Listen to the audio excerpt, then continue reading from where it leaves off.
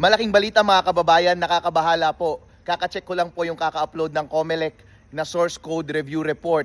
Hinanap ko po doon yung hash code ng naka-install na software doon sa automated counting machines na nakita ko nung final testing and sealing day. Hinanap ko po doon, pero doon sa audit report, ang na-audit lang nila ay hanggang sa 3.4 version.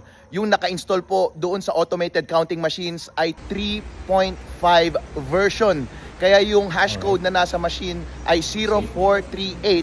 Yung 0438 na hash code na yon starting ay wala sa mga hash codes na nakalabas doon sa audit report ng source code na nilabas ng COMELEC. Ibig sabihin po, yung naka-install sa mga automated counting machines ngayon na version 3.5 na may hash code na 0438 ay hindi yon kasama sa mga na-audit ng Technical Evaluation Committee ng COMELEC. I-check nyo po dito, ililink ko po dito sa comment section ng post na ito, yung dokumento na yon para kayo po mismo ang makapag-study ng document na iyon. Napakalaking nervyos ko po ngayon dahil kung totoo itong finding ko na ito, ibig sabihin po, yung nakatanim na software doon sa makina ay hindi na-audit at posible na merong nakatanim na daya po doon. Kaya hindi ko po alam kung anong magiging consequence nito sa pagpapatuloy ng ating eleksyon. Chairman George Garcia, pagtuunan niyo po ito ng pansin, please.